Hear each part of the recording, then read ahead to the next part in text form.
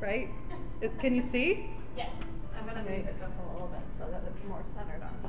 Okay. Because you're like half in, half out. Yeah, it's because it's so close. Yeah. All right. Well, be where you're going to be for the... I'll stay as close to right here as possible. Don't move. Yeah, right. You know, it's so different with counseling because you're sitting in a chair, you're in one place, and I tend to move around a lot when I'm talking. So that's also taking care of myself. So is it good? Mm-hmm. Okay. So it's already recording. Thank you for allowing me to record this. So like I said, you don't have to be in the picture. And this is for folks that aren't able to be here. So self-care. Counselors, we talk about it a lot, don't we? You know, you need to take care of yourself. Well, what does that mean? My subtitle is What's in Your Toolbox, right? So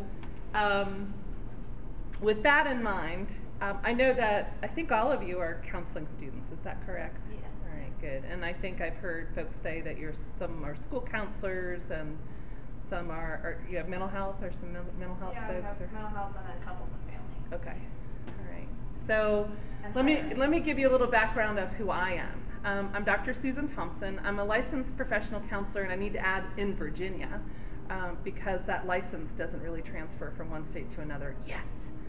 I've been a professional counselor for a while. I won't even put dates on it right now.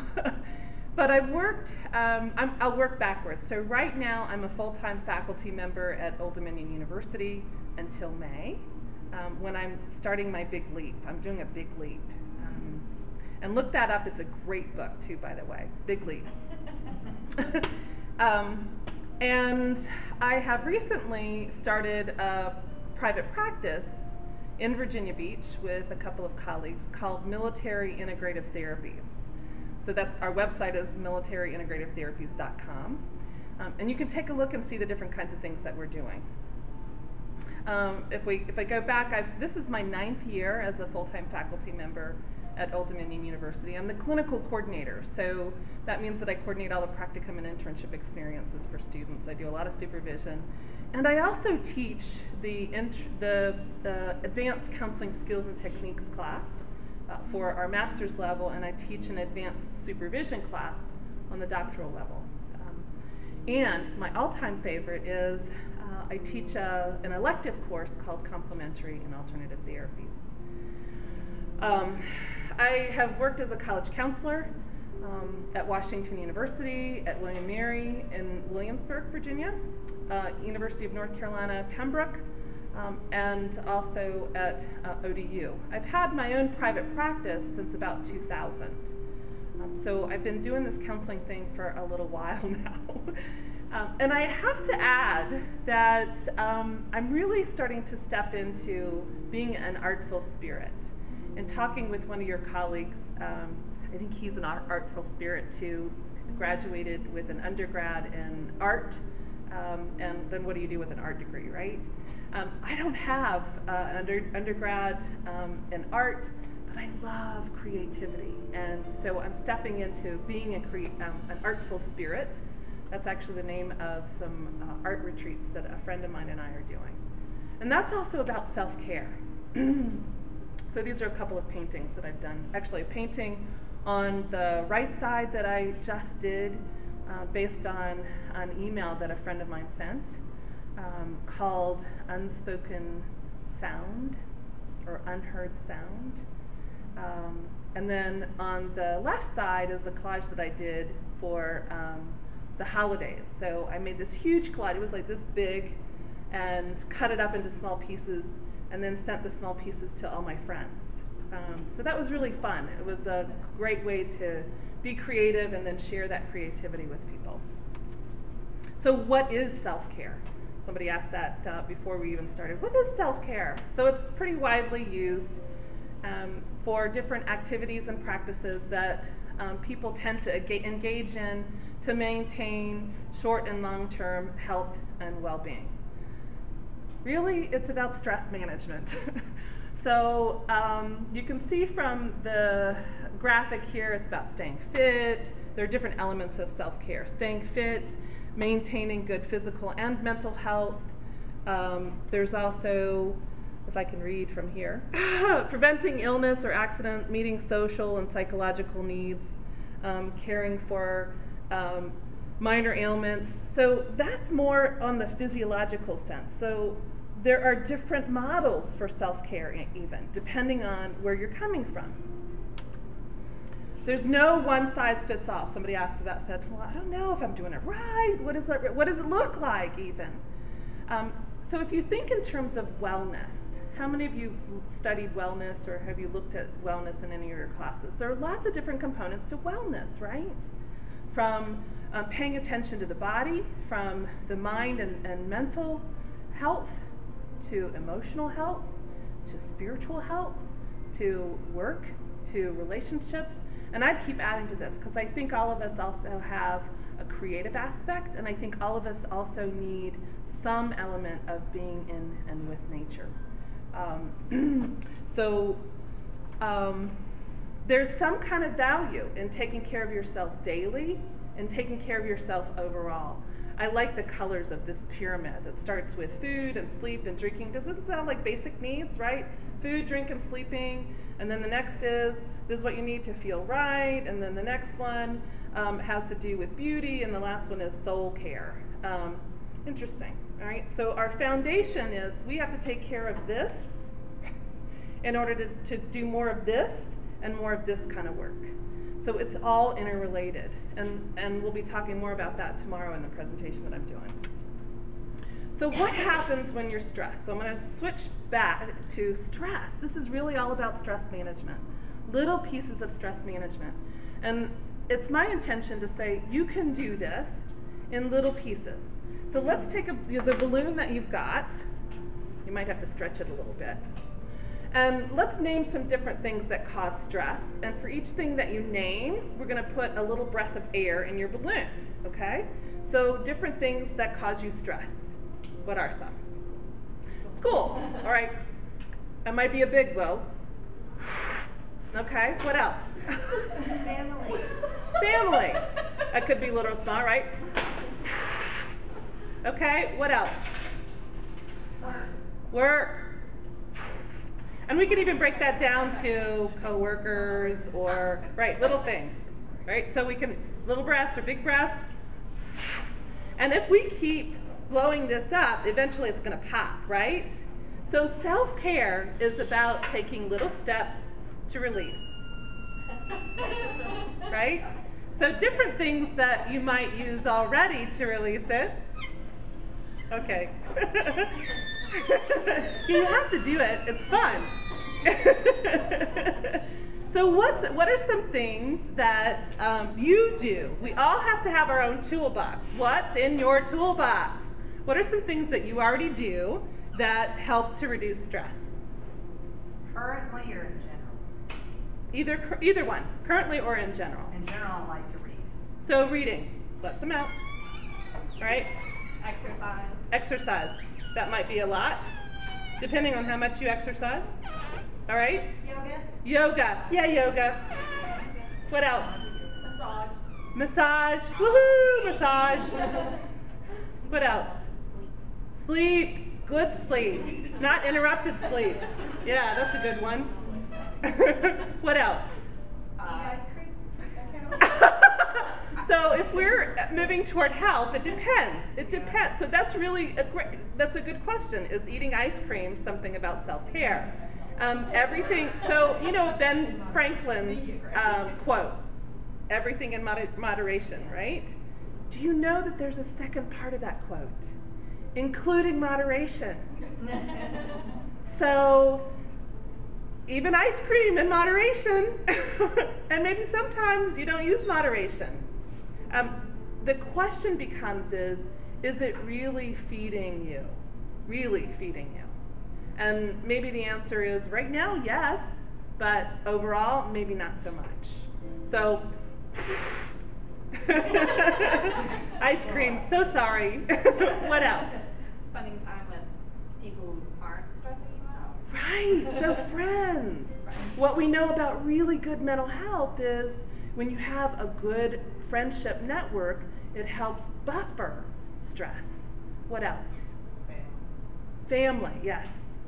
So for some people it's this, and other people it's this, right? What else? I know for some people, like, spirituality is something that is stress relieving for them. Absolutely. Right. Anything outdoors, hiking.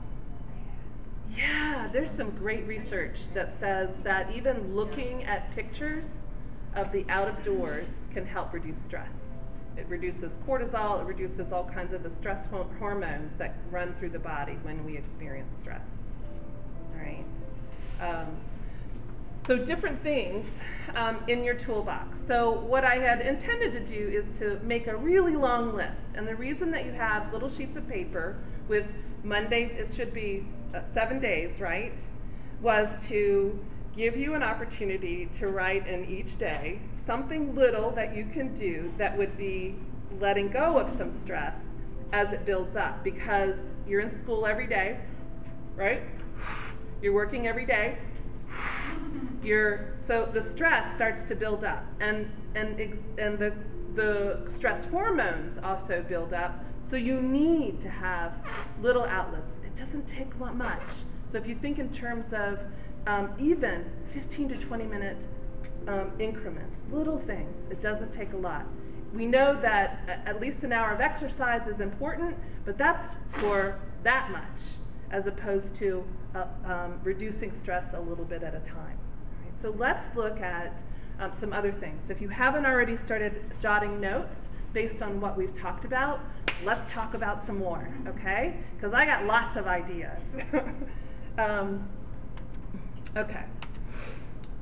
So we've talked in terms of, I'm going to go back to my framework because that might give you some anchors. So we're talking about body, mind and mental, emotions, spiritual, work, relationships, nature, creativity. So we're going to make them even smaller increments of, if we say taking care of your body, we could probably name 10 different things that you could do to take care of your body.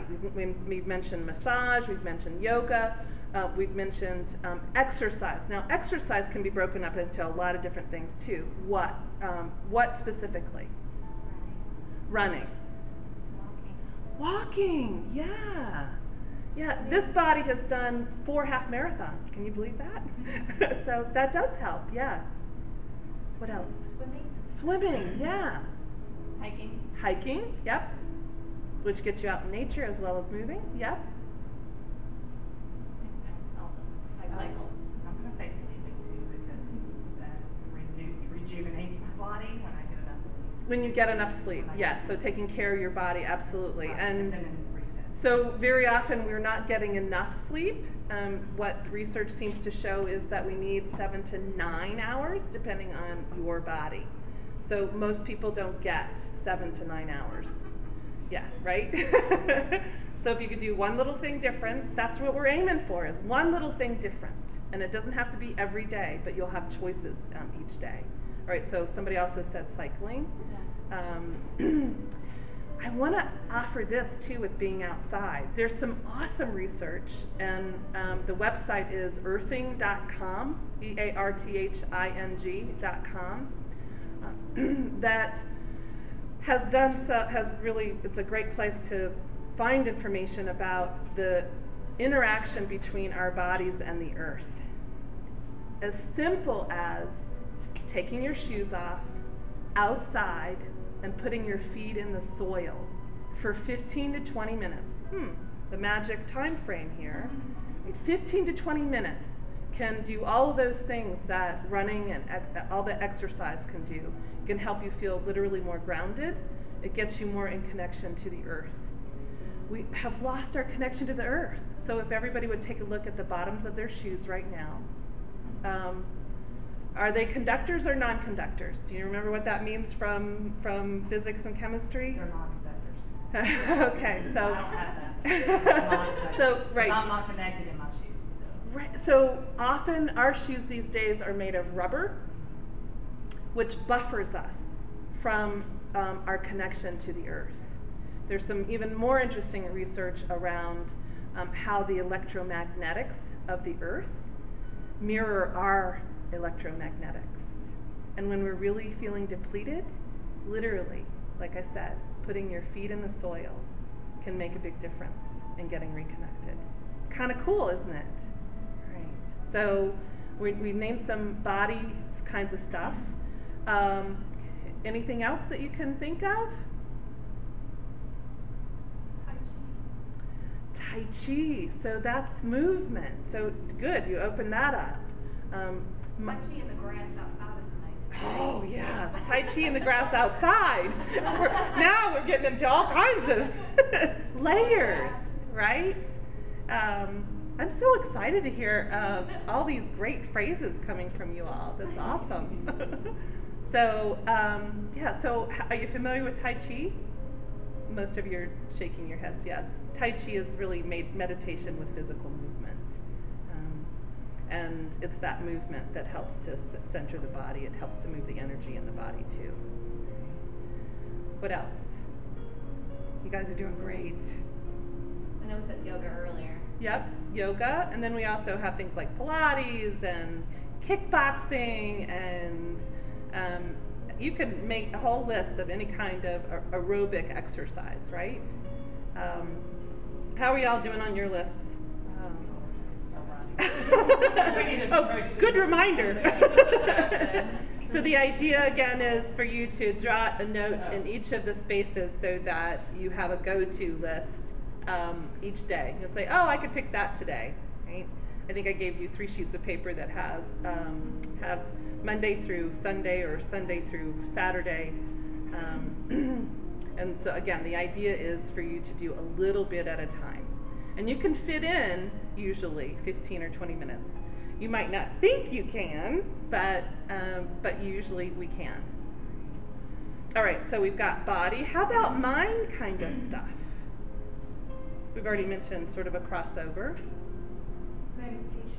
Absolutely, meditation, yes. Music, yes. And not just any music either.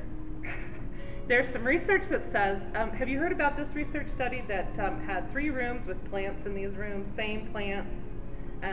One, they played this kind of music. It was actually very specific Baroque music. Another was the control, right? No music. All the conditions were the same otherwise than the music. And the other one was rock, right? So open the doors, 3 weeks later, guess which one is flourishing? The Baroque music. The one with the Baroque music. There's something about the Baroque music that really does enliven, which is what we're aiming for with self-care. So which one do you think was next? The control. The control, yeah. And the last one? The rock. Things were dying in the rock one. Not just not flourishing, but dying. So paying attention to the kind of music that you're listening to. That's not to say that you shouldn't. I know that when I walk, I'm listening to the best upbeat kind of music that I can because I need that to help motivate myself. But if I probably were really paying attention to what was going in my brain, directly into my brain from my headset, I'd probably listen more to this music. But this doesn't really motivate me that much to walk. Okay, so what else? Mental kinds of things. Pardon? Journaling, yeah. I'm not sure if that would go into mind and more emotions, but It probably cuts across a couple of them, the mental, emotional, and possibly spiritual as well. There's some great research also by, oh shoot, I'll think of his name in a minute, that looked at journaling and how journaling by itself can make a big difference. Journaling, when you know somebody is reading it, makes an even bigger difference. And how the process of journaling, okay, the name's coming, it's coming. So this research study, Pennebaker. So have you heard of Pennebaker? It's Pennebaker. in Texas these days. Pennebaker was actually, I went to the University of Virginia, and he was there when I was there. Wasn't doing much about writing at that time, but I was thrilled when I found some research on how he's applying writing and journaling. So his study took a look at, recruited people who had had significant experiences in their life. Who hasn't these days, right? But people who were willing to write also about those experiences. Two groups, one who wrote about their experiences, and the other that just wrote about something, a prompt that they were given, like write about the chair or write about the room. Nothing that had much charge to it, basically. And what this research found was that people started naturally making sense and making meaning of their experiences when they continued to write about them. Not just once.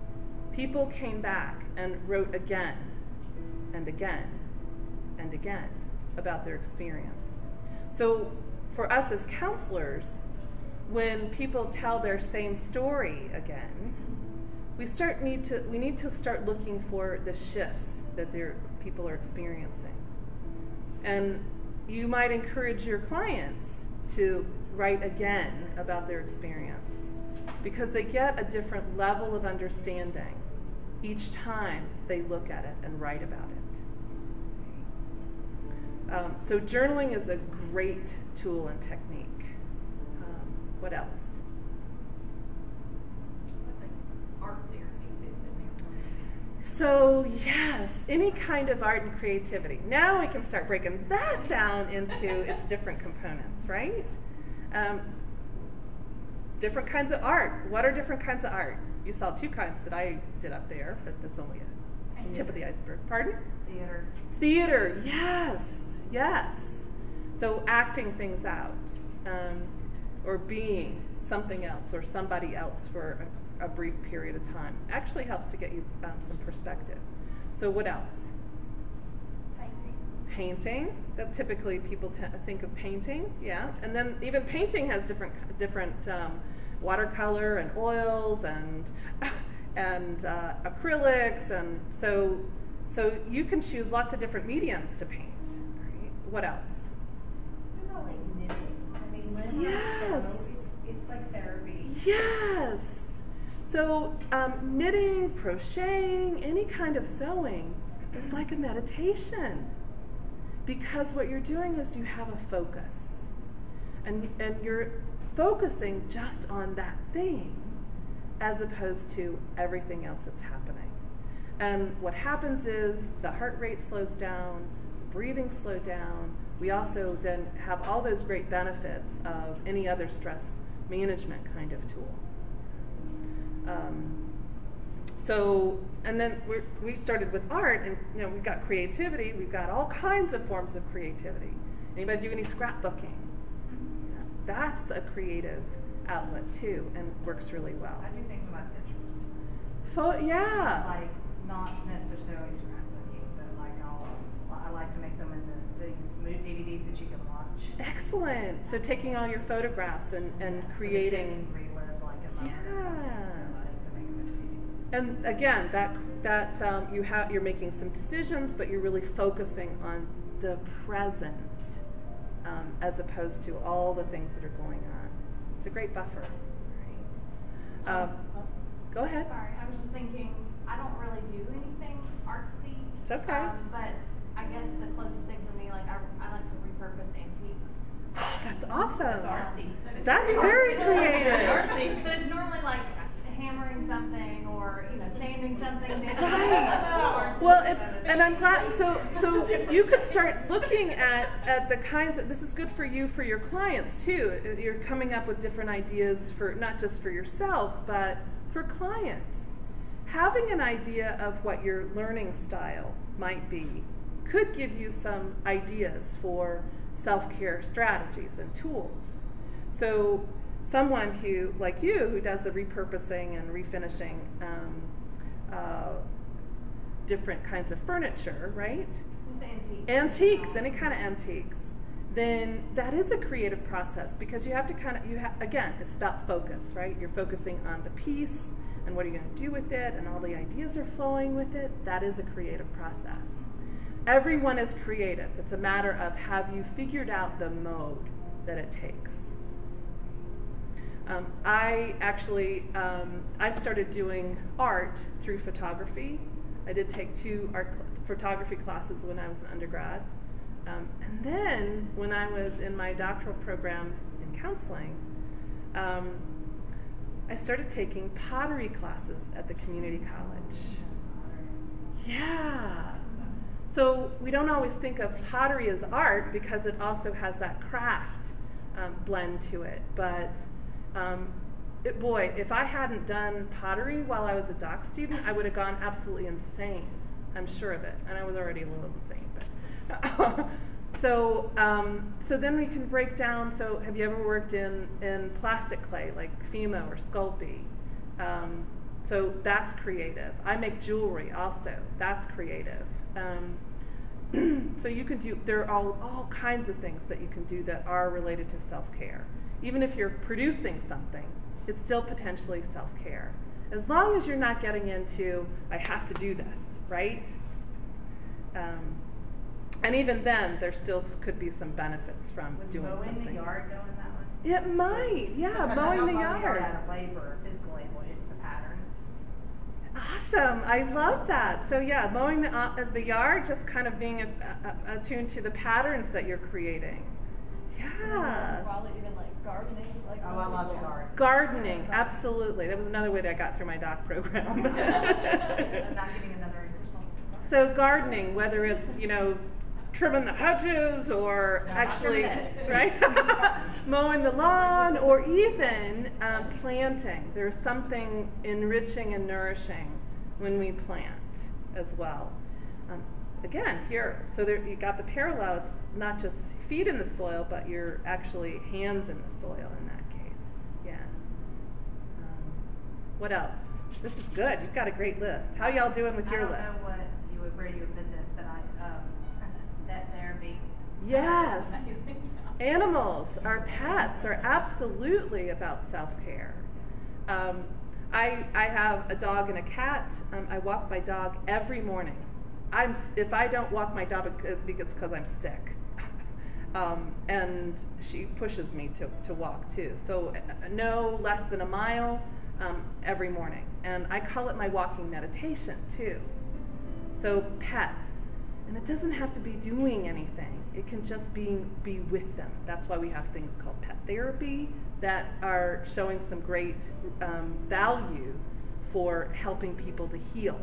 You've probably heard of veterans using animal-assisted therapy as well. So it could be dogs, it could be cats, it could be birds, it could be any number of animals that can assist with people's good mental health, moving in that direction. You've got great ideas, right? So what else? This is good. For some people, music, like making music. Yes, that's another creative outlet too. Making music, whether that's just creating lyrics, whether that's actually just strumming away if you're playing a guitar or on the piano or whatever instrument you might end up playing. About a year or so ago, maybe it's a year and a half ago now, I was introduced to some folks who drum. Anybody ever done any drumming? So an hour of drumming does all of that stuff that an hour of exercise does. Reduces all of those stress hormones in the body, increases our immune system. It really does some awesome stuff. Okay, so what else? How are you doing with your list? You got a week's worth at least? Okay, 2 weeks worth? Not yet? Okay, so we've got some time. We're going to keep going.